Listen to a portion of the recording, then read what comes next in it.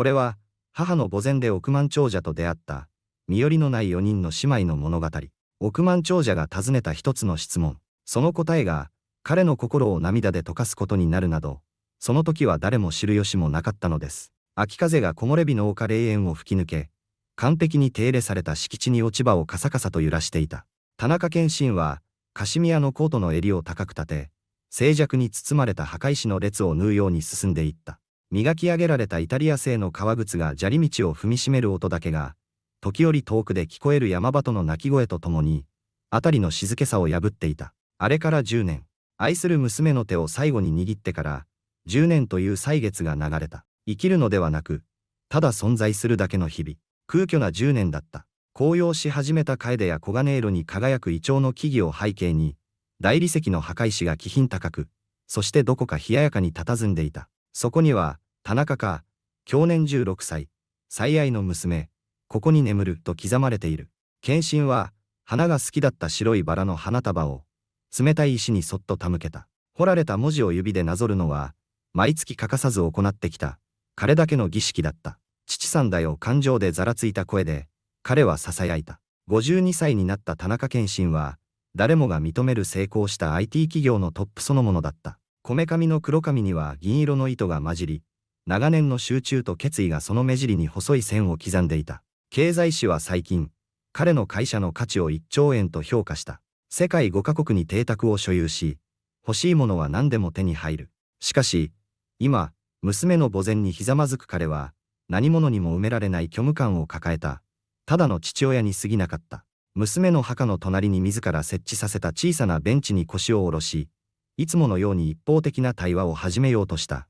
その時だった。木々の間から何かが動くのが見えた。視線を向けると、数区画離れた墓に近づく4つの小さな人影があった。子供たちだ。背丈の違う4人の少女。その服装は、誰が見ても着古され、ちぐはぐなものだった。一番年上に見えるのは12歳くらいだろうか。6歳にも満たないであろう一番小さな子の手をしっかりと握っている。中間の2人の少女は、どこかで摘んできたような、白いデイジーの小さな花束を手にしていた。謙信は、悲しみを中断され、好奇心に駆られて彼女たちを見つめた。子供が、特に子供たちだけで墓地を訪れるのは珍しい。一番年上の少女は、穏やかな権威を持って他の子たちを導いていた。一番下の子が花を供えるのを手伝い、丁寧に花の向きを直している。彼女たちの静かな声が風に乗って運ばれてくるが、言葉までは聞き取れない。しかし、その敬虔な態度ははっきりと見て取れた。彼女たちは小さな半円を描くように立ち、しばらくの間、深く頭を垂れていた。やがて、一番小さな少女が顔を上げ、謙信の姿をまっすぐに見つめた。この距離からでも、彼女の輝くような笑顔が見えた。彼女は謙信に向かって、元気いっぱいに手を振って、見られていることに気づいた謙信は、気まずさを感じながらも、小さくうなずき返した。てっきり彼女たちは、すぐに立ち去るものと思っていた。しかし、姉妹たちは少しの間何かを話し合った後、謙信の方へとおずおずと歩み寄ってきた。こんにちは、おじさん一番年上の少女が、警戒しながらも驚くほど落ち着いた態度で話しかけてきた。赤褐色の髪は実用的なポニーテールにまとめられ、その瞳は、その年齢には不釣り合いなほど真剣な光を宿していた。お邪魔してごめんなさい。いや、邪魔なんかじゃないよ。謙信は少女の落ち着きぶりに驚きながら答えた。私も、娘に会いに来ていただけなんだ。一番小さな少女が、姉の後ろからひょっこりと顔を出し、好奇心に満ちた青い瞳を大きく見開いていた。片耳が取れかかった、使い古されたウサギのぬいぐるみをきつく抱きしめている。誰に会いに来てるの？彼女は、小さいながらもはっきりとした声で尋ねた。謙信は花の墓石に目をやった。娘にだよ。一番年上の少女が、妹を優しくたしなめた。サキ、そんな失礼なことを聞いちゃダメよ。しかし、サキと呼ばれた末の妹は、そんなことにはお構いなしに一歩前に出ると、花の名が刻まれた墓石を興味深そうに見つめた。この人、花ちゃんっていうの？彼女は墓石を指さして尋ねた。謙信の息が止まった。ああ、そうだが、どうしてそれを？私たちもね、花ちゃんに会いに来てるの。サキは誇らしげに言った。ママがね、花ちゃんは天国にいる私たちの守り神なんだって言ってた。謙信の混乱した表情に気づいた2番目の姉が、すぐに言葉を付け加えた。本当はママに会いに来てるの。でも、ママがいつも、私たちを見守ってくれる天使の花ちゃんの話をしてくれてたから、謙信は、足元の世界が少し傾くような感覚に襲われた。君たちのお母さんが、私の花を知っていたと。はい、一番年上の少女は、厳粛にうなずいた。私は綾です。この子たちは、妹の美代、結衣、そして咲です。彼女は一人一人を指さして紹介した。私たちの母は、佐藤百合子と言います。記念子ども病院で、看護師をしていました。その名前に、謙信は物理的な衝撃を受けた。佐藤百合子。もちろん、覚えている。優しい顔立ちと、穏やかな手つきの看護師。花が最も苦しんでいた夜、付き添ってくれた。他の誰にもできなかった、娘からの笑顔を引き出してくれた、あの看護師だ。君たちのお母さんが、謙信の声が震えた。彼女が、花の治療中に、はい綾の若い顔に、影が差した。母は、半年前に亡くなりました。でも、いつも私たちに、花ちゃんのことを忘れないようにって言っていました。二人は、約束を交わしたんだって。謙信は、この4人の少女たちを見つめた。着古した服、年長の2人の痩せた体、そして放置されていることを物語る顔の汚れ。その姿に、彼の心の中で10年もの間眠っていた何かが、かきたてられるのを感じた。どんな約束を彼はそっと尋ねた。答えたのは、3番目の少女、結衣だった。その声は、年齢にそぐわないほど厳粛だった。ママ花ちゃんに、あなたは決して一人じゃないって約束したんだって。そして花ちゃんはママに、天国から私たちみんなを見守ってくれるって、約束してくれたの。彼女は、自分たちが先ほどまでいた隣の墓を指さした。花の豪華な墓石に比べれば、それは質素な墓標だった。謙信はゆっくりと立ち上がり、その控えめな墓石に引き寄せられるように歩み寄った。佐藤百合子、愛する母、心優しき癒して、ここに眠る、その名前をじっと見つめていると、咲がその小さな手を謙信の手の中に滑り込ませた。その感触は、彼がここ何年も自分に許してこなかった、偽りのない人間のぬくもりだった。電流のようなものが、彼の体を駆け巡った。おじさんが、花ちゃんのお父さん、咲は、無垢な好奇心に満ちた瞳で彼を見上げた。謙信は、喉に詰まった塊のせいで言葉を発することができず、ただうなずいた。それじゃあ、おじさんが、いつかきっと大丈夫になるって、ママが言ってた人だ。咲は、子供だけが持つことができる確信に満ちた口調で言った。もうあなたのことを心配しなくてもいいからねって、花ちゃんに言ってたよ。謙信がそれを押しとどめる前に、一筋の涙が頬を伝い、風化した肌に跡を残した。10年もの間、彼はこの墓地を訪れ、悲しみを鎧のように身にまとってきた。ここで花とのつながりを見つけるなど、想像したことすらなかった。彼女の人生の、彼が知らなかった一本の糸が、野の花を手に携えたこの4人の小さな少女たちの中に、確かに息づいていたのだ。私たちのこのお花、一つ、花ちゃんのお墓に備えてもいいですか。2番目の姉、美代が、完璧な形をした白いデイジーを一本差し出しながら言った。謙信は何兆円もの資産を動かすその手で、その質素な茎を震えながら受け取った。4人の姉妹と共に、彼は高価なバラの花束の中に、その野の花をそっと置いた。ありがとう。彼はなんとか声を絞り出した。きっと、花も、とても喜ぶと思う。秋風が再び吹き荒れ、霊園の木々をざわめかせた。田中謙信は、佐藤家の4姉妹の隣に立ち、10年ぶりにある感覚を味わっていた。彼の世界で、何かが根底から変わってしまった、という感覚を、この4人の少女たちが、これから彼の人生をどのように変えていくのか、彼にはまだ知る由もなかった。これから始まろうとしている旅のことも、想像することさえできなかった。しかし、娘の名が刻まれた墓石に寄り添う白いデイジーを見つめながら、謙信は、永遠に失われたと思っていた何かを、確かに感じていた。それは、希望という名の、小さな、しかし確かな光だった。その夜、謙信は広大で空虚な邸宅の中を、眠れずに歩き回っていた。霊園での4姉妹との出会いは、彼の心の奥底を揺さぶっていた。彼の思考は、花の記憶と、彼の最も暗い時期に信じられないほどの優しさを示してくれた看護師、百合子との会話の断片で渦巻いていた。彼は、時が止まったかのような書斎へと足を踏み入れた。同じ革張りの椅子、同じマホガニーのデスク。壁には、彼がもはや気に留めることもなくなった数々の症状が並んでいる。一番下の引き出しに、何年も鍵をかけたままの箱があった。花の遺品が入った箱だ。震える手で、彼は娘の死以来初めて、その箱を開けた。紫色の表紙が使い古された、花の日記が一番上にあった。謙信はこれまで、それを読む勇気が持てなかった。今、彼は慎重にページをめくっ、娘の筆跡が、失われたすべてのものを思い出させ、胸を痛めた。そして、彼はそれを見つけた。彼女が亡くなる巫女背前の日付の日記だ。今日、佐藤さんが娘さんたちの面白い話をしてくれた。一番下の咲ちゃんが、シャボン玉でお風呂場にいる猫を洗おうとしたんだって。あまりにもおかしくて、大声で笑っちゃった。ママは何か悪いことでも起きたのかと思ったみたい。また笑えるって、素敵だな。佐藤さんがいると、病院もそんなに怖くない。もし私に何かあっても、父さんのことを見ててあげるって約束してくれた。父さんは頑固で、仕事ばっかりしてるけどって言ったら、佐藤さんはただ微笑んで、どんな人にだって、気にかけてくれる人が必要なのよ、母ちゃん。たとえ億万長者でもねって言った謙信の視界が涙で滲んだ。これまでの年月、彼は自分自身を閉じ込め、仕事に没頭し、友情の申し出をことごとく拒絶してきた。その間ずっと、花は彼のことを心配し、誰かが彼の心の壁を突き破ってくれるようにと願っていたのだ。その時、呼び鈴が鳴り、彼は思考の海から引き戻された。午前2時、こんな時間に訪ねてくるのは、一人しかいない。ひどい顔だぞ親友であり、顧問弁護士でもある安藤淳也が、遠慮なくそう言って中に入ってきた。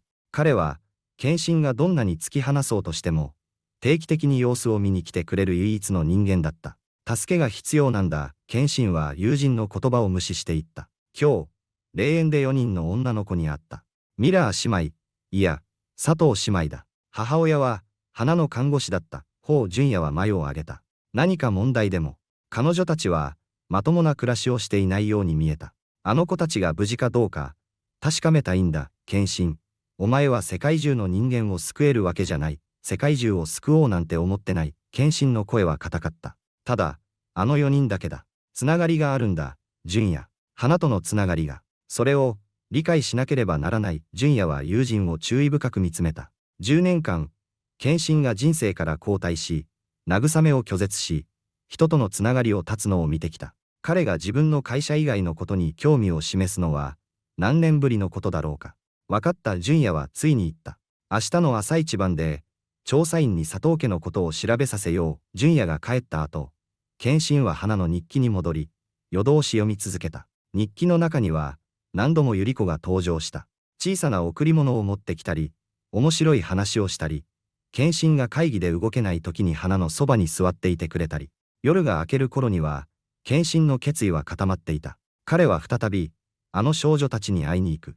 ただ花とのつながりについてもっと知るためだけではない。先の無垢な瞳と、綾の大人びた責任感の中に、娘と共に死んだと思っていた何かが目覚めたからだ。それは、単なる存在意義を超えた、目的意識だった。翌週の土曜日、謙信は再び霊園を訪れた。彼の心臓は期待で高鳴っていた。あの子たちは、また来てくれるだろうか。彼は花の墓のそばで、新しい花を整えるふりをしながら、小道を注意深く見守っていた。1時間ほど経った頃、彼は彼女たちを見つけた。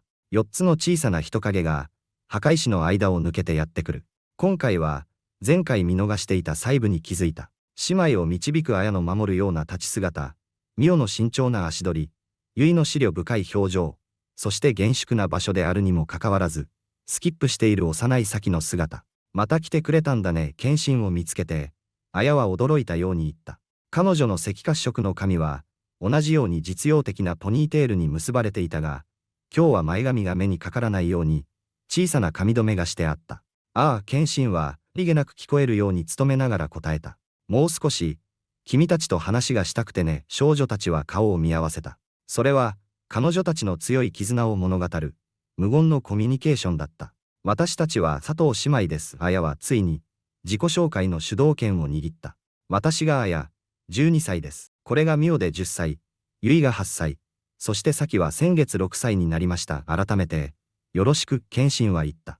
私は田中謙信、花の父親だ。田中テクノロジーの、結が目を丸くして尋ねた。学校で、あなたの会社のことを習った。彼女は言葉を濁し、うつむいた。学校に行けなくなる前に、美代が静かに言葉を続けた。謙信は懸念を覚えた。学校に行っていないのか。色踊り児と、複雑なんです。綾は背筋を伸ばした。ママが亡くなってから、引っ越さなくちゃならなくて。新しい学校には、義理のお父さんからの書類が必要なんですけど、あの人は、忙しいから、彼女が、忙しいと言ったその口調が、謙信に全てを物語っていた。今は、義理のお父さんが君たちの面倒を、そうなるはずなんですけど、綾の顔に影が落ちた。あまり家に帰ってこないんです。よかったら、温かいものでも飲まないか。謙信は、彼女たちの居心地の悪さを察して提案した。この近くに、いい茶屋があるんだ。20分後、謙信は静かな苦悩とともに、少女たちがまるで何日もまともに食べていないかのように、メロンパンとミルクティーを夢中で平らげるのを見ていた。しっかり者であろうと努めている綾でさえ、その空腹を隠すことはできなかった。ママは、15年間、あの病院で働いていました。綾は、パンを頬張りながら説明した。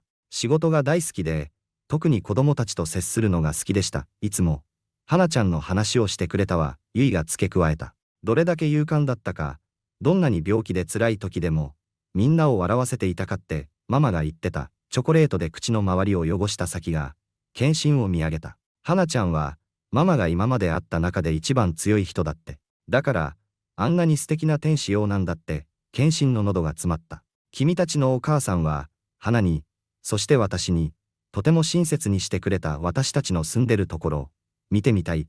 ミオが突然尋ねた。ここから、遠くないよ。綾が警告するように睨んだにもかかわらず、謙信はそれを受け入れた。彼らの生活環境を、自分の目で確かめる必要があると、何かが彼に告げていた。彼らが歩いていると、純也から電話があった。予備調査の結果だった。謙信は少し離れて電話に出た。少女たちの母親は、半年前、肺炎で亡くなっている。純也は報告した。彼女は、義理の父親である鈴木徹と子供たちを残した。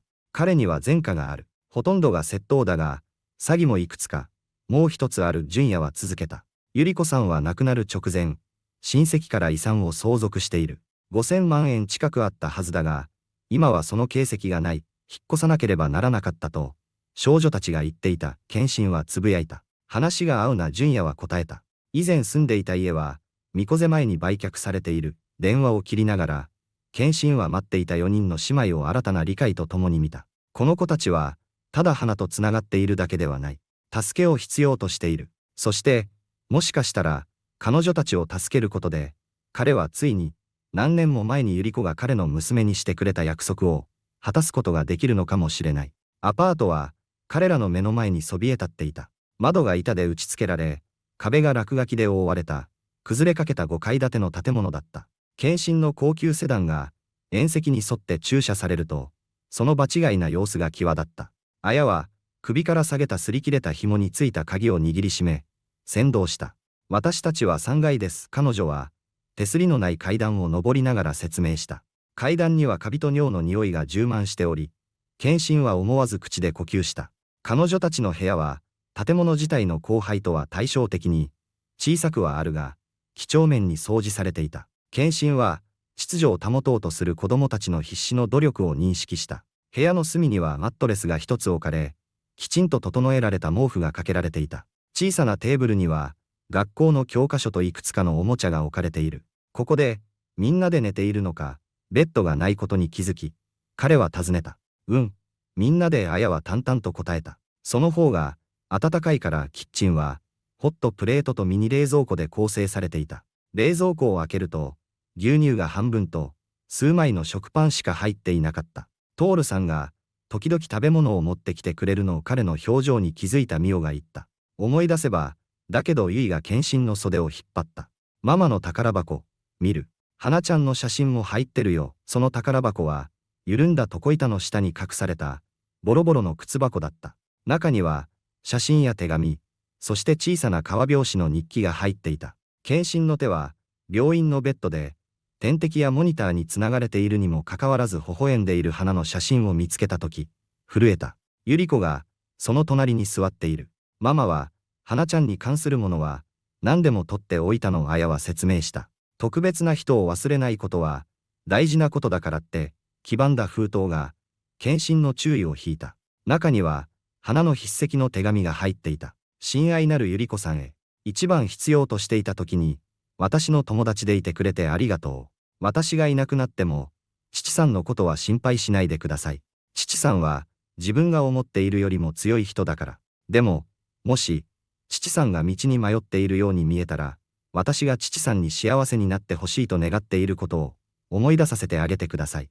愛を込めて、が献身の誓いが、涙で再び滲んだ。別の封筒には、公的な書類が入っていた。財務諸表、遺言書、不動産の権利証書。これは、君のお母さんの財務書類だ。謙信はそれらを調べながら言った。彼女が親戚からお金を相続したことを知っていたかい。少女たちは困惑した表情を浮かべた。マーサおばさんが、何かを残してくれたってママは言ってた。綾は答えた。でも、トールさんは、それは昔の借金を返すので全部なくなっちゃったって、謙信の顎が硬くなった。彼が、百合子と鉄の2つの署名がある書類を見つけた時だった。それは、財産権と金融資産を譲渡する書類だった。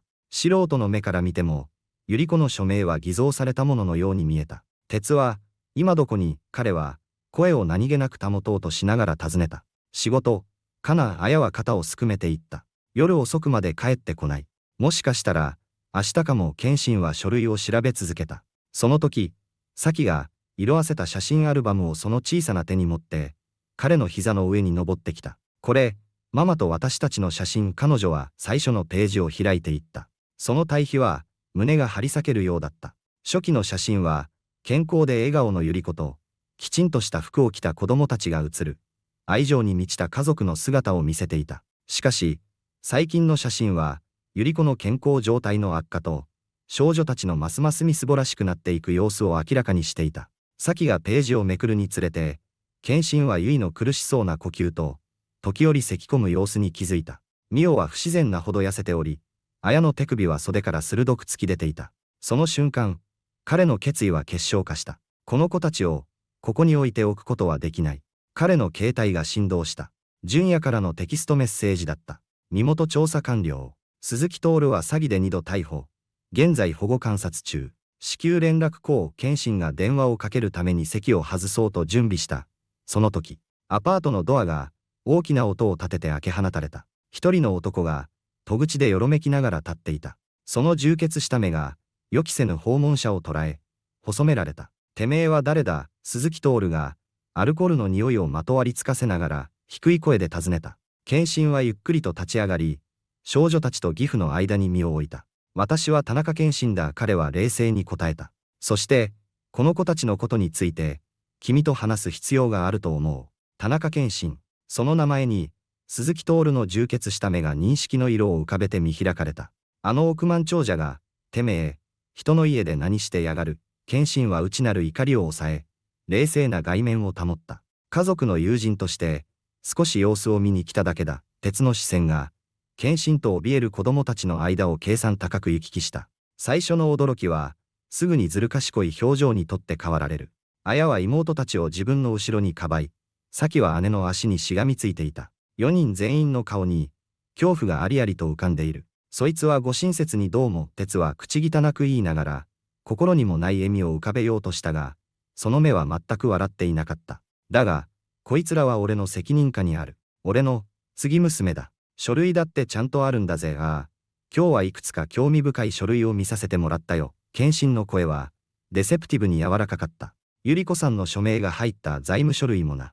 どうにも、怪しい偽造に見えたが、鉄の顔が硬直した。とっとと出て行け。喜んで、謙信は言った。そして、この子たちも一緒に連れて行く。やれるもんならやってみやがれ。鉄は前に飛びかかってきたが、アルコールで足元がおぼつかない。謙信はやすやすとそれを避け、男と子供たちの間により強固に立ちはだかった。鉄、君は酔っている。この子たちは2ヶ月もまともに世話をされていない。栄養失調で、病気かもしれない。こんな劣悪な環境で暮らしているんだぞ。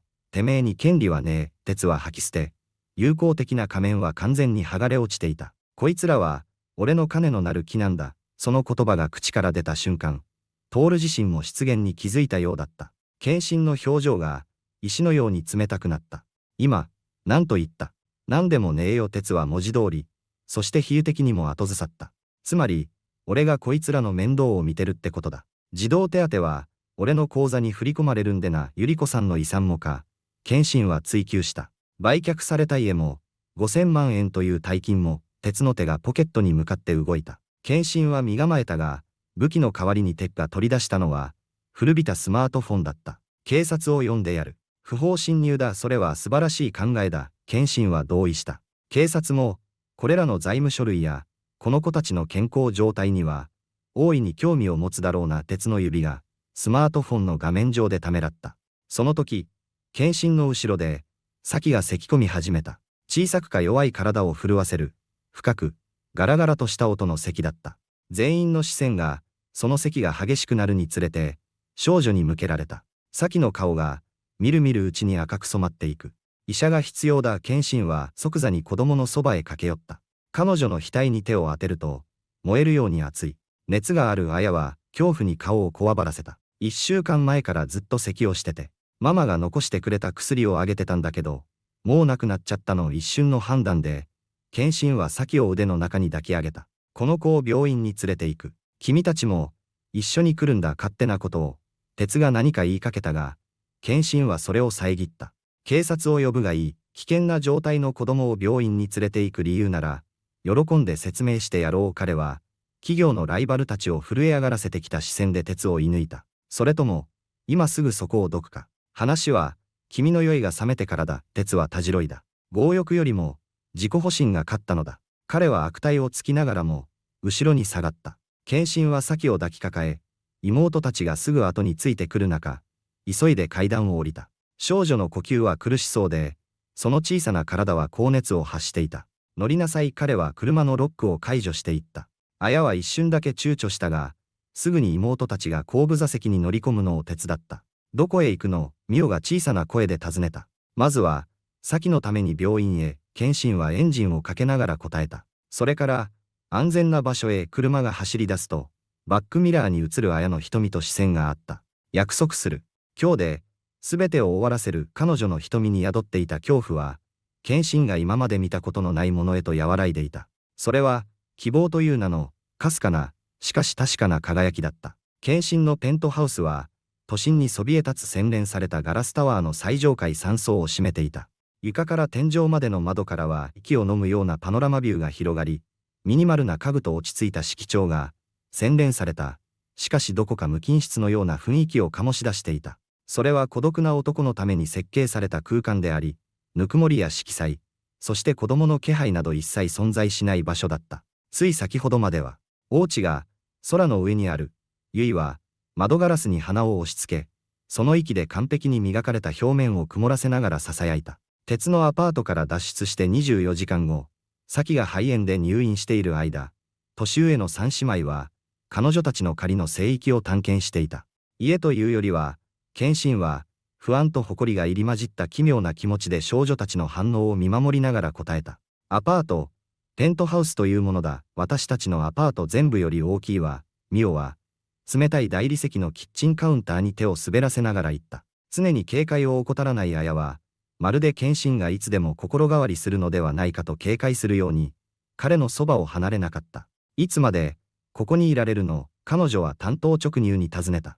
その質問が、空中に漂った。謙信は、彼女たちを安全な場所へ移すことしか考えていなかった。昨夜は、病院の書類手続き、医師たちの心配そうな顔、そして純也への一時的な保護監督権に関する緊急の電話で、目まぐるしく過ぎ去った。必要なだけ、いていい。彼はついに答えた。すべてが片付くまで、綾の懐疑的な表情は、彼女がこれまでどれだけ多くの大人の約束が破られるのを見てきたかを物語っていた。エレベーターの到着音が、全員の注意を引いた。純也が、いくつかの買い物袋を下げて出てきた。服に、洗面用具、それから当面の必需品だ。彼はそれらを床に置きながら言った。アシスタントにサイズを見繕わせた。謙信は少女たちを弁護士に紹介し、純也が法的な手続きで助けてくれることを説明した。普段は厳しい弁護士の顔が、姉妹一人一人に挨拶するうちに和らいでいく。少女たちが新しい服を調べている間、純也は謙信を脇へ引き寄せた。問題が起きた。彼は囁いた。鉄が、少女たちが誘拐されたと主張している。警察に被害届を出した。馬鹿げている。あいつは酔っ払って、育児を放棄していた。分かっている。純也は遮った。だが法的には、彼が保護者だ。病院側が咲ちゃんの状態について児童保護サービスに報告書を提出してくれたことが、我々の主張を補強してくれる。だが、迅速に動く必要がある。何が必要だ。鉄の詐欺の証拠、百合子さんの死の前後の少女たちの生活状況に関する証言、そして、純也はためらった。君が、経済的な安定だけでなく、精神的な支えも提供できること。つまり、この子たちを長期的に育てる覚悟があることを証明する必要がある。覚悟ならある。本当にか。純也は優しく問い詰めた。3週間前、君は一人で暮らし、週に80時間働き、母ちゃんの名前を何年も口にしなかった。それが今、会ったばかりの4人の、心に傷を負った子供たちの親権を争おうとしている。謙信は、友人の言葉を吟味し、沈黙した。彼の視線は、ミオがペントハウスを探検中に見つけて机の上に置いた、花の写真へと漂った。私は10年かけて、何の意味もない帝国を築き上げた。彼はついに言った。この子たちは、花が亡くなって以来、初めて、何かが正しいと感じさせてくれた存在なんだ。純也はうなずき、その表情は和らいでいた。ならば、それを裁判所に理解させる必要がある。そして、鉄に関する決定的な何かが必要だ。百合子さんの貸金庫はどうだろう。謙信は提案した。昨日、綾がその話に触れていた。鉄は、鍵を見つけられなかったらしい。それは興味深い。純也は言った。我々が必要とするものが、まさしくそこにあるかもしれんな。その日の午後、謙信は少女たちをリビングルームに集めた。親権の状況について話し、これから始まる法的な戦いに備えさせる必要があった。しかし、すでに多くの苦しみを耐えてきた子供たちに、複雑な法的手続きをどう説明すればいいのだろう。未来について、話したい。彼は慎重に切り出した。君たちが、この先もずっと、私と一緒にここに住むことについてだ。すっかり回復し、元気いっぱいの咲が、塗り絵から顔を上げた。ずっと、そのつもりだ。謙信はうなずいた。だが、鉄は君たちを彼のもとへ連れ戻そうとしている。私たちは戻らない。綾の表情が険しくなった。ああ、戻させはしない。謙信は受け合った。だが、そのためには裁判官を納得させる必要がある。少し、面倒なことになるかもしれない。また、あの人に会わなくちゃいけないの。常に思慮深い結衣が尋ねた。会う可能性はある。だが、一人で会わせることは決してない。絶対にだ。謙信は約束した。ミオは会話の間ずっと黙って、シャツの裾をいじっていた。ついに、彼女は口を開いた。私たちは、あなたにとって、娘みたいな存在になるの。その質問は、法的な側面にばかり集中していた権威を不意打ちした。彼は、この新しい関係性を何と呼ぶべきか、考えてもみなかった。ああ、彼は、自分の声に含まれた確信に驚きながら言った。君たちがそう望むなら私たちの名字は、どうなるの？綾が尋ねた。ママは、私たちが佐藤の姓を名乗り続けることを望むと思う。佐藤、田中。というのはどうだろう？謙信は提案した。あるいは、佐藤のままでもいい。君たちがしっくりくる方で構わない。咲が、ますます頻繁になった仕草で、謙信の膝の上に登ってきた。きっと、ママも喜んでるよ。あなたが私たちの面倒を見てくれること。ママはいつも、花ちゃんが私たちを見守ってくれてるって言ってた。そして今は、あなたも謙信は、どういうわけか彼の心の周りに築かれた壁を突き破ってきた。この4人の素晴らしい子供たちを見つめ、喉が詰まるのを感じた。前途の法的な道は困難だろう。しかし、10年ぶりに、田中謙信は、ビジネスの成功や金銭的な利益よりも価値のあるもののために戦っていた。彼は、家族のために戦っていたのだ。スプーンは、こうやって持つんだ。謙信は、ベーキングパウダーを計量しようとするミオの手を取り、手本を見せた。新しい生活が始まって3日目、彼らはパンケーキ作りに挑戦していた。母親が亡くなって以来、少女たちにとって初めての手作りの朝食だった。以前はコーヒーを入れるか、出前の容器を保管するためだけに使われていたキッチンは、小麦粉が飛び散る戦場と化していた。ゆいはカウンターの上であぐらをかき、インターネットで見つけたレシピを読み上げ、綾は集中した面持ちで、いびつな形のパンケーキを慎重にひっくり返している。そんな形でいいの？ゆいが、ダマになった聖地を指さして、疑わしげに尋ねた。全く、見当もつかない。謙信は白状し、少女たちから驚きの笑い声を引き出した。CEO の研修に、料理は含まれていなかったからな。パンケーキは奇妙な形をしていたが、どうにか食べられるものに仕上がった。それは、彼らが大きな成果のように祝った、ささやかな勝利だった。これらの小さな日常の瞬間が、献身の世界と少女たちの世界の間の広大な隔たりを埋める、貴重なものとなっていった。朝食後、彼らは病院の先を見舞った。手書きのカードと、献身がギフトショップで衝動的に購入したウサギのぬいぐるみを持って、少女の状態は改善しており、熱はついに下がったが、医師はもう一日、様子を見たいとのことだった。いつ、お家に連れて帰れるの？病院を出るとき、ミオが尋ねた。彼女の小さな手は、ごく自然に献身の手の中に滑り込んだ。そのさりげない仕草は、彼を不意打ちした。大人に対して警戒心を抱くあらゆる理由を持つ子供からの、この無条件の信頼。明日、すべてが順調ならね、彼は約束した。テントハウスに戻り、少女たちが献身が見たこともない、魔法の力を持つお姫様か何かのアニメ映画に落ち着いている間、彼は書斎に引きこもり、純也とビデオ通話をした。調査は進んでいる。純也は報告した。鉄が、少なくとも8通の書類で百合子さんの署名を偽造したことを確認した。彼は彼女の死後3ヶ月以内に、遺産のすべてを清算している。少しでも取り戻せるか。いくらか花。彼は大金を使ったが、ボートや車といったいくつかの大きな買い物を特定した。ギャンブルの借金も返済している。それらの資産を追うことはできる。親権は、そちらは、より複雑だ。純也はためらった。咲ちゃんの健康状態のおかげで、一時的な緊急保護命令は今のところ有効だ。だが、恒久的な親権となると、彼は言葉を選びながら続けた。献身。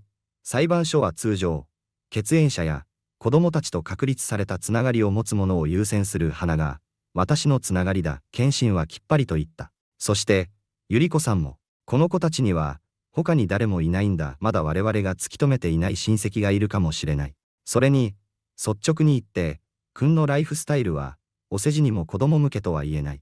君は16時間働き、絶えず出張している。変えられる。献身は遮った。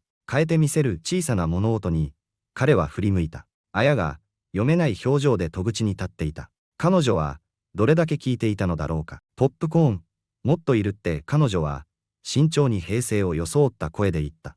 純也との通話が終わった後、献身はキッチンでメソディカルに4つのボウルにポップコーンを分けている綾を見つけた。私たちのために、あなたの人生を全部変える必要なんてない。彼女は、前置きなしに言った。これが、一時的なことだって分かってるから、献身はカウンターに寄りかかった。もし、私がこれを一時的なものにしたくないとしたら、綾は顔を上げた。その若い顔には、希望が危険なものであることを早くに学んだ者の疲労が浮かんでいた。最初は、みんな助けたいって思うの。でも、だんだん大変になって、私は、みんなとは違う。献身は、彼女の視線をまっすぐに受け止めて答えた。そして私は、物事が困難になったからといって、諦めるような男じゃない。綾は、まるで彼の言葉の中にある嘘を探しているかのように、長い間彼を見つめていた。ついに、彼女はポップコーンのボールのうち2つを彼に手渡した。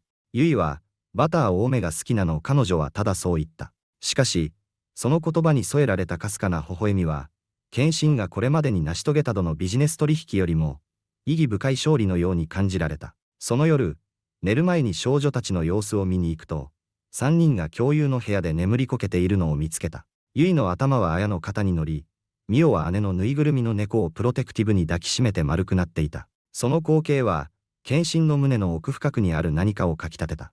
それは、痛みを伴うと同時に必要な感覚だった。まるで、長い間痺れていた手足に、再び血液が循環し始めるような感覚だった。サキが木曜日の朝、病院から退院してきた。その小さな体はまだ弱踊りじしかったが、彼女の精神は少しも衰えていなかった。テントハウスに足を踏み入れた瞬間、その空間は一変した。姉たちの姿を見てあげた喜びの叫び声が、かつてこれほどまでに純粋な喜びに満ちたことのないミニマルな壁に反響した。おうち、すごく大きいね。彼女は、おぼつかない足取りで探検しながら、目を丸くして叫んだ。ここに、一人で住んでたの。ああ、そうだった。謙信は正直に答えた。君たちが来るまでは、その夜、興奮が収まり、サキが姉たちと共に安全なベッドにくるまっているのを見届けた後、謙信はスコッチグラスを片手にバルコニーへ出た。眼下に広がる街の明かりは、星の絨毯のようだった。かつては、自分が成し遂げたすべてのものを象徴していたその景色が、今では中に眠る4人の子供たちに比べると、奇妙に空虚に見えた。バルコニーのドアがスライドして開き、綾が秋の冷気から身を守るように毛布にくるまって出てきた。眠れないのか、謙信は尋ねた。彼女は首を横に振り、彼の隣の椅子に腰を下ろした。静かすぎるの。街の騒音には慣れてるけど、その上にいるのは、彼らは数分間、心地よい沈黙の中に座っていたが、やがて綾が口を開いた。母さんのことを、聞いてもいいですか。謙信は反射的に身を固くしたが、すぐに自分を強制的にリラックスさせた。もちろんだ、どんな人だったの。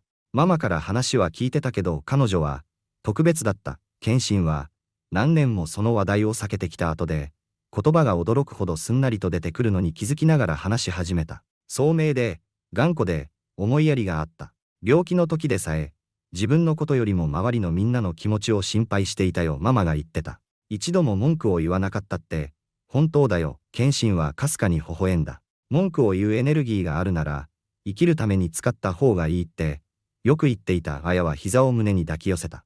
母さんのお母さんは、あなたの奥さんは、佳代子だ。謙信は、使われなくなって錆びついたその名を口にした。花が7歳の時に亡くなった。交通事故だった。じゃあ、母さんも、お母さんがいないで育ったんだ。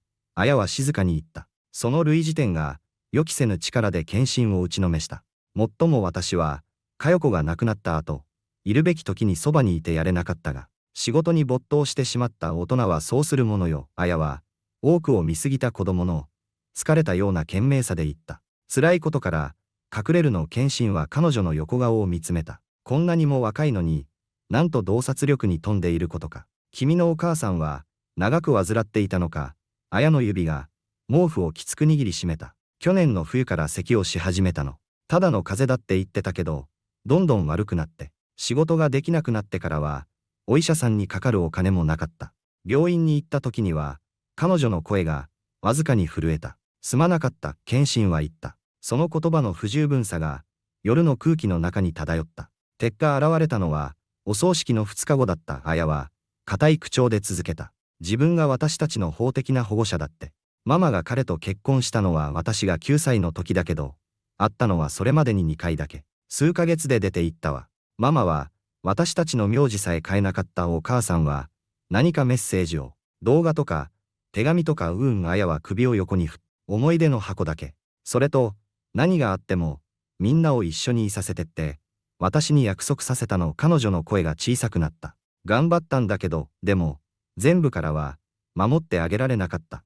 その若い方にのしかかる責任の重さが、物理的な打撃のように謙信を襲った。ここにいるのは、親になることを強いられた子供だった。ちょうど、彼が一人で父親になることを強いられたように、二人とも準備不足で、二人とも決意を固め、二人とも死にゆく者との約束に縛られていた。謙信は考える間もなく手を伸ばし、綾の手にそっと自分の手を重ねた。君は、守ったじゃないか。みんなを一緒にいさせ、生かし続けた。それは、ほとんどの大人にだってできなかったことだ。綾は、その手を振り払わなかった。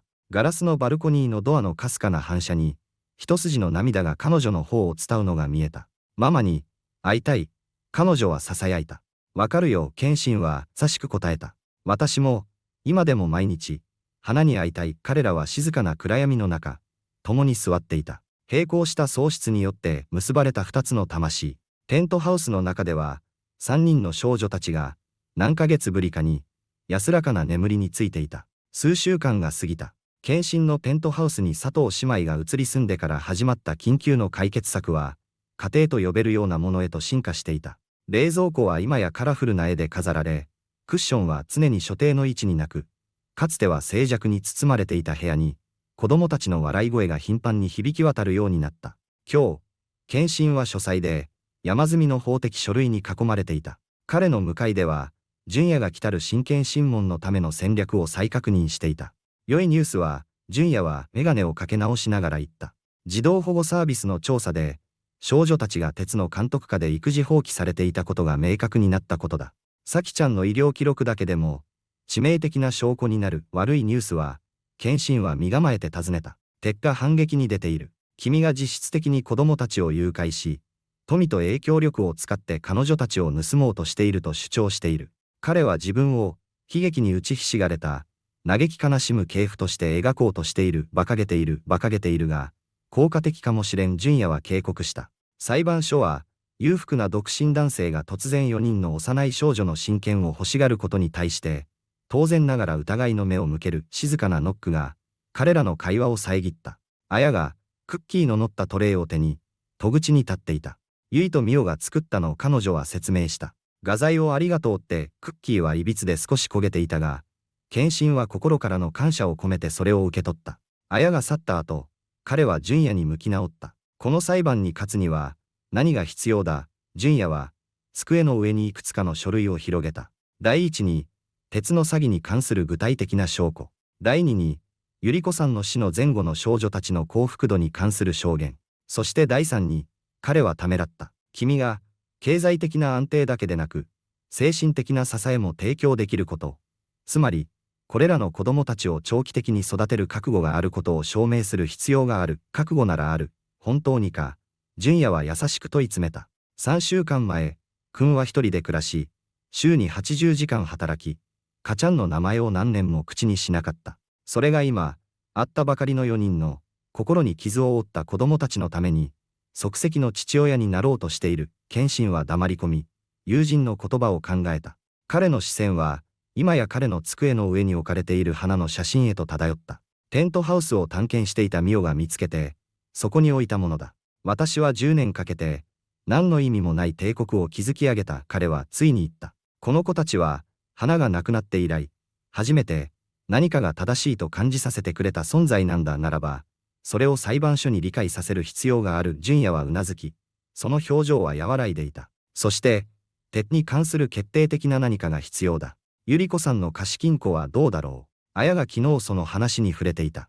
鉄は、鍵を見つけられなかったらしい。そこに必要なものがあるかもしれんな。暗い雲が街のスカイラインの上に集まり、雨をはらんで不吉な様相を呈していた。携帯電話には一日中、この地域を数十年ぶりに襲う可能性のある、接近中の嵐に関する警報が鳴り響いていた。謙信はテントハウスの窓際に立ち、空が不自然な緑がかった灰色に変わっていくのを見ていた。気圧が急降下している。さあ、緊急用の備品をまとめ終えよう。彼は景色から目をそらし、声をかけた。キッチンでは、綾と結衣が容器に水を満たし、ミオはサキが電池式のランタンと懐中電灯をダイニングテーブルの上に仕分けるのを手伝っていた。大きな嵐になるのを、サキが、小さな手で懐中電灯を大きさ別に慎重に並べながら尋ねた。気象庁は、そうなるかもしれないと言っている。謙信は正直に答えた。この数週間で、少女たちは偽りの安心よりも、たとえ困難な真実であっても、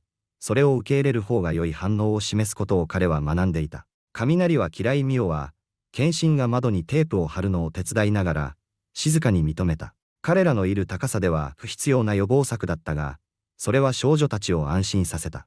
みんなでメディアルームにいよう。謙信は彼女を安心させた。窓から一番離れた、一番内側の部屋だ。夕方までに、嵐は本格的に到来した。雨がガラスに水平なシート状に叩きつけられ、風が建物の周りでうなりを上げていた。少女たちはメディアルームを居心地の良い要塞に変え、枕や毛布、ぬいぐるみを持ち込んで床に巣のような環境を作り出していた。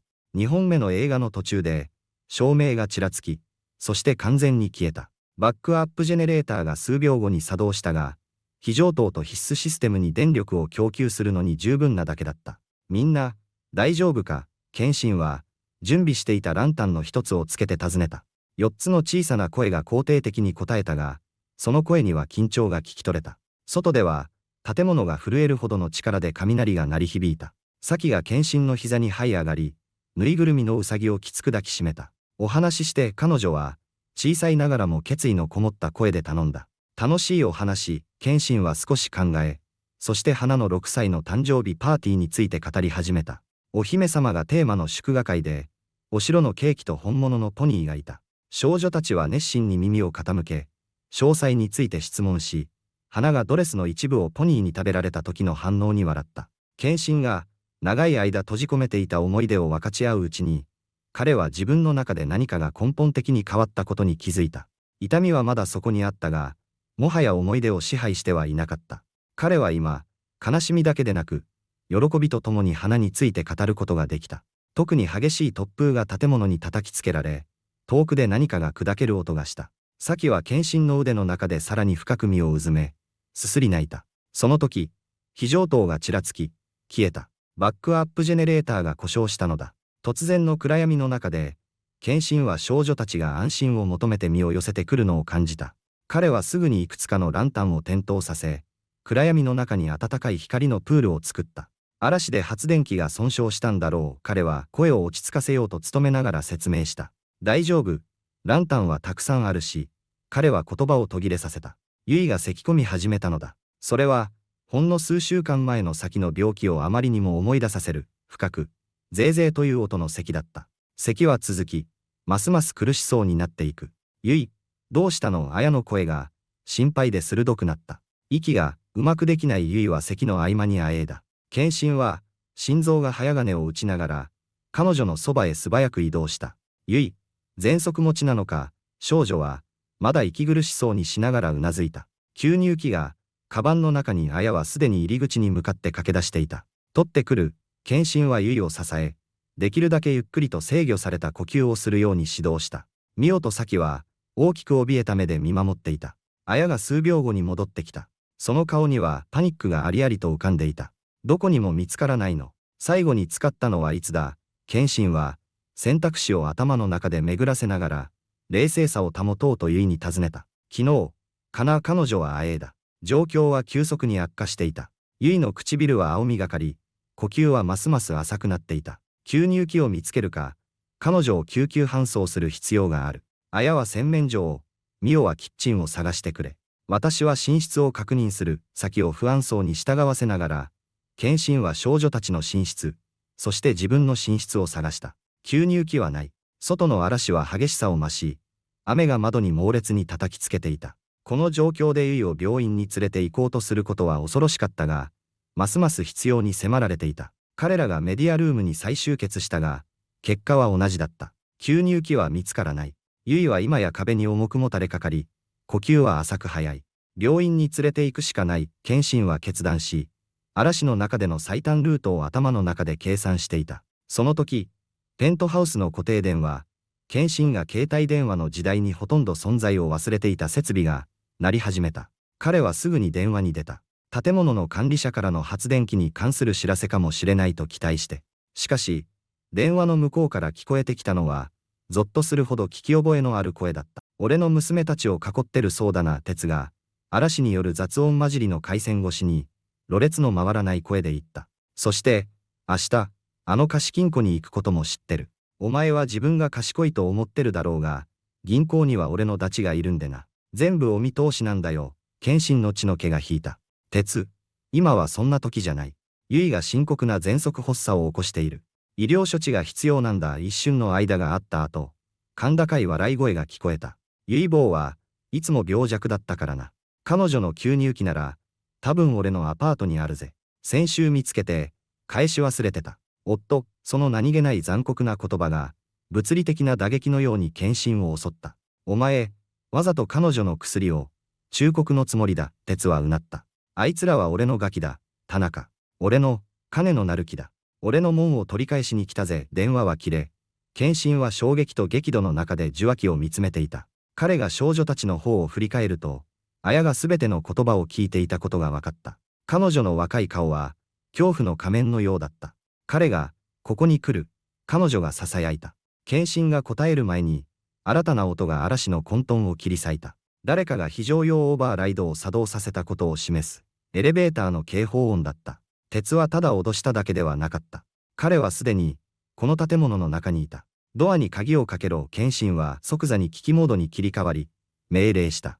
綾、ユイをマスターバスルームに運ぶのを手伝ってくれ。あそこには鍵がある。ミオ、水と濡れタオルを持ってきて。彼らは薄暗いランタンの光の中、雷が轟く中、迅速に動いた。建物のセキュリティは停電で機能不全。携帯電話の電波はなく、固定電話は鉄の電話の後に切れていた。あいつ、業務用エレベーターの鍵を持ってる。彼らがユイをバスルームに寝かせると、綾が囁いた。前、こういうビルでメンテナンスの仕事してたから、剣心はバスルームのドアに鍵をかけ、サキとミオを姉と一緒に入らせた。綾は隠れることを拒んだ。手伝わなきゃ。彼女は、その年齢を超えた決意を固めた顔で主張した。彼らが待つ時間は長くはなかった。玄関のドアを雷鳴のように叩く音が、鉄の到着を告げた。謙信は綾を自分の後ろに立たせ、慎重に近づいた。ドアスコープから、ずぶ濡れで、野生的な目をした鉄が、少しよろめいているのが見えた。彼の右手には、何かが金属的に光っていた。ナイフだ。いるのは分かってんだぞ。田中、鉄は再びドアに拳を叩きつけながら叫んだ。ガキどもを渡しやがれ。さもねえと、謙信は素早く計算した。ゆいは直ちに医療処置を必要としている。テントハウスには、常用の専用階段があるが、10秒の子供を連れて40階分を降りるのは不可能だ。脅威を無力化する必要がある。ここにいろ彼は綾に囁き、書斎に向かった。机の引き出しには小さな金庫があり、その中には、花が生まれてから佳代子が持っておくようにと主張した、唯一のものが入っていた。自己防衛用のスタンガンだ。謙信は訓練以外で使ったことはなかったが、その重みは不気味なほど心強かった。鉄がドアに体当たりを始めたとき、謙信は恐怖に震える少女のもとへ戻った。綾、今からとても勇敢なことをしてもらう。私がこのドアを開けた瞬間、私の寝室にある内線電話に走るんだ。それは地下の防災センターに直通している。綾は、顔を青ざめさせながらも、断固としてうなずいた。ドアが蝶番の近くで裂ける音がした。謙信は、スタンガンを背後に隠して身構え、声を張り上げた。鉄、やめろ。ドアを開ける。話がしたい彼は鍵を開け、一歩下がった。鉄がナイフを振りかざして飛び込んできた瞬間、謙信は予期せぬ速さで動き、鉄の手から武器を叩き落とし、遠い昔に習った護身術で彼を床に押さえつけた。警備をお願いします。綾が電話に向かって叫んだ。テントハウスで緊急事態。武器を持った男が、鉄は謙信の下で暴れ、脅迫と罵詈雑言を吐き出した。てめえが勝ったと思うなよ。俺には保険がある。百合子が患者から盗みを働いたことを認めるビデオだ。あいつの評判は地に落ち、あのガキどもは全てを失う。謙信は鉄の腕に力を込めた。嘘をつくな、嘘じゃねえよ。鉄の笑いは醜かった。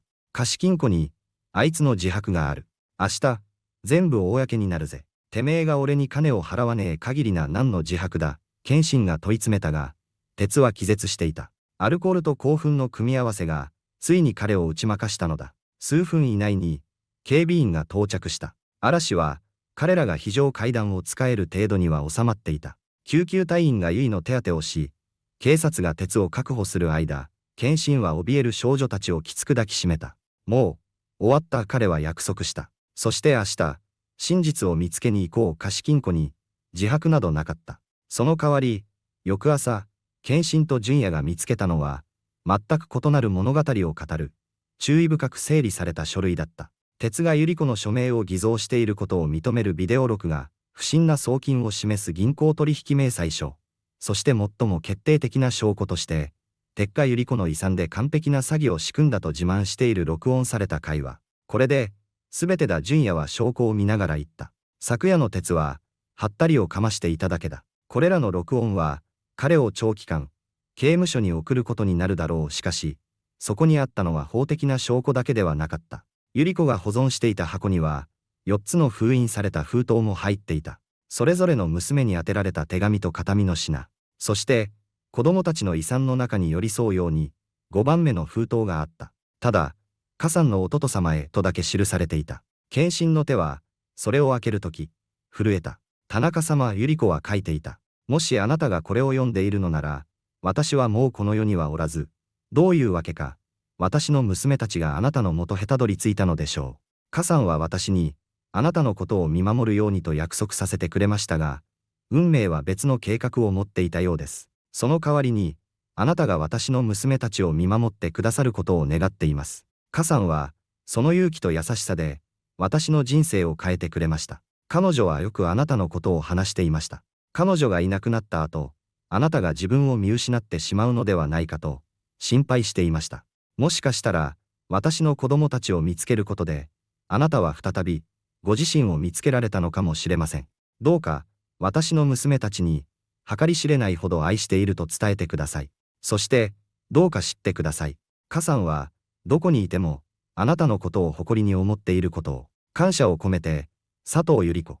巫女背が過ぎた。鉄は刑務所におり、彼に対する圧倒的な証拠を前に、裁判を待っていた。裁判所は、養子縁組の手続きが進む間、検診に佐藤姉妹の一時的な貢献を認めた。生活は、彼らの誰もが以前は想像もできなかったリズムに落ち着いていた。今日は特別だった。ミオの11歳の誕生日だ。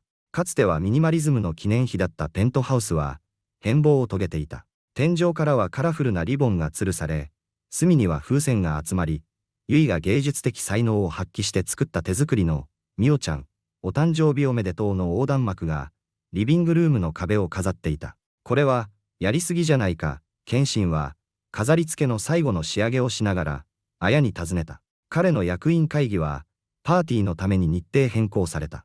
以前の謙信なら、考えられないことだった。ミオは、それだけの価値があるわ。綾は、ここ数ヶ月で珍しくなくなった。偽りのない、素直な表情で微笑んだ。ママが亡くなってから、ちゃんとした誕生日なんてなかったから、キッチンでは、ユイとサキが、コミカルな真剣さでケータリング業者を監督していた。ミオのお気に入りである、チョコレートとイチゴのフィリングのケーキを点検し、ナプキンを数えている。主役のミオは、サプライズパーティーの前の戦略的な陽動として、新しく始めたピアノの先生と外出中だった。ミオが帰宅した時、一斉に上がった、サプライズの叫び声に、彼女は涙を浮かべた。何時間もの間、かつては静かで無菌室のようだったペントハウスは、笑い声と音楽、そして祝賀に沸く子供たちの幸せな混沌に満ちていた。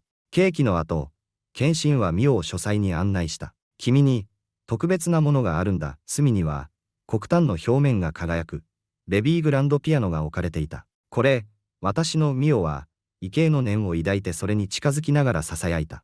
君のお母さんが、手紙の中で、君がどれほど音楽を愛しているか書いていたんだ。花も、ピアノを弾いていた謙信は彼女の隣にひざまずいた。本格的なレッスンを受けてみないかと思ってね。ミオの指が、鍵盤の上を幽霊のように滑った。綺麗。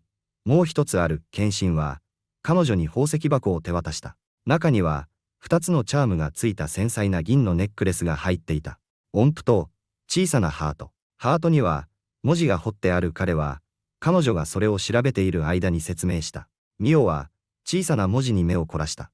見つけられた家族は、失われない。彼女は、その年齢を超えた理解に満ちた瞳で彼を見上げた。だって、私たち、お互いを見つけたものね。ああ、そうだな。謙信は、自身の視界がぼやけるのを感じながら同意した。そして、養子縁組の書類を提出した。もし、まだ君たち全員がそう望むなら、彼は最後まで言わなかった。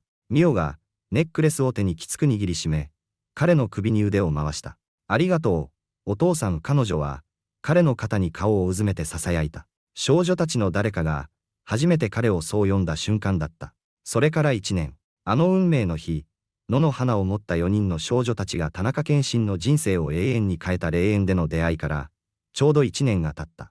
今日、佐藤・田中家は、自分たちで考案した特別な儀式のために、ペントハウスのリビングルームに集まっていた。その空間は変貌を遂げ、もはや孤独な億万長者の無菌のショールームではなかった。それは今や、紛れもなく家庭だった。壁には家族写真が並び、かつては現代彫刻が立っていた隅にはピアノが置かれ、カラフルなクッションと手編みのブランケットが洗練された家具を和らげ、子供たちのアートワークは、かつて高価な絵画のために取って置かれたのと同じ丁寧さで額装されていた。準備はいいかい？謙信は、半円状に集まった娘たちを見つめて尋ねた。綾は今や14歳、思慮深い若い女性へと成長し、三脚の上でカメラを調整している。ミオはピアノの前に座り、指を準備万端に構えている。ユイは、彼女の丁寧な筆跡で満たされた日記を手にし、もうすぐ7歳になる先は、ほとんど抑えきれない興奮で飛び跳ねていた。今日、私たちは、家族の日を祝う。謙信は、心臓が高鳴っていたが、落ち着いた声で始めた。私たちがお互いを見つけてから、1年だ。彼らの間のコーヒーテーブルには、2枚の額入り写真が置かれていた。16歳で、病気にもかかわらず微笑んでいる花と、幸せだった頃の4人の娘たちと一緒の佐藤百合子。その隣には、現在空の3番目のフレームが立っていた。この家族では、謙信は続けた。失われた人々を、彼らの記憶の中で精一杯生きることで、敬うミオが、自分で作曲した曲を静かに弾き始めた。それは、心に残るほど美しい曲だった。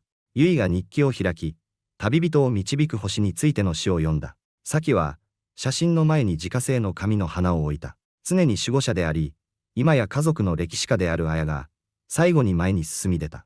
彼女はフォルダーから、何週間も秘密裏に作業していた、デジタルで作成された肖像画を取り出した。それは、彼ら6人全員が一緒に写っているものだった。謙信、綾、美代、さき、そして花と百合子。まるで、彼らが常に一つの家族であったかのように。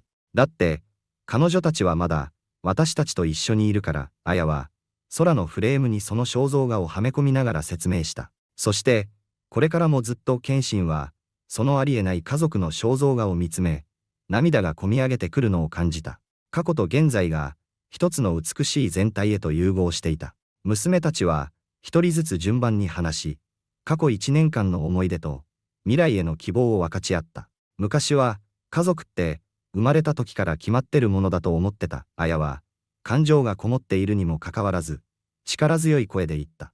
でも今は、そばにいてくれる人、自分のために戦ってくれる人、毎日自分を選んでくれる人が、家族なんだってわかる。謙信は、ありえない状況の中で兄弟を支えてきた長女を、計り知れない誇りを持って見つめていた。怯えた少女は、驚くべき知恵と思いやりを持った若い女性へと花開いていた。君たち一人一人に、渡したいものがある。彼らが話し終えたとき、彼は言った。彼は各少女に小さな箱を手渡した。中には、同じ金のロケットが入っており、それぞれに2枚の小さな写真が入っていた。片面には花、もう片面には百合子。愛は終わらないということを、私たちに思い出させるために彼は説明した。それは形を変え、新しい方法で続いていくんだ。謙信が先のネックレスを止めるのを手伝っていると、彼女は、かつて霊園で彼が花のお父さんかどうか尋ねた、あの無垢な瞳で彼を見上げた。ねえ、お父さん、彼女は思慮深く言った。母ちゃんは、もうお父さんだけの天使用じゃないんだよ。今は、私たちみんなのもの。ママもね。謙信は、彼の悲しみの壁を突き破り、再び生きることを教えてくれた。この4人の素晴らしい娘たちを、きつく抱きしめた。外では、春の日差しが街を黄金色に照らしていた。中では、血ではなく、それよりも強い何かで結ばれた家族が、ありえない旅を祝っていた。何年も前、病院のベッドのそばで、花と百合子は互いに約束を交わした。一人は悲しみに暮れる父親を見守ること、もう一人は4人の弱い少女たちの面倒を見ること。どちらも、その約束が、喪失と愛を通じて、痛みと癒しを通じて、これほど美しく果たされるとは、想像もできなかっただろう。綾のカメラのタイマーがカウントダウンし、彼らが公式の家族の日の肖像画のためにポーズを取った時、かつては富と功績だけで定義されていた田中謙信は、自分が可能な限り最高の贈り物を受け取ったことに気づいた。それは、父親としての2度目のチャンスだけでなく、真の幸福への初めてのチャンスだった。カメラのフラッシュが、佐藤・田中家の笑顔を捉えた。彼らの共有された物語の未来のショーのために保存された、完璧な喜びの瞬間だった。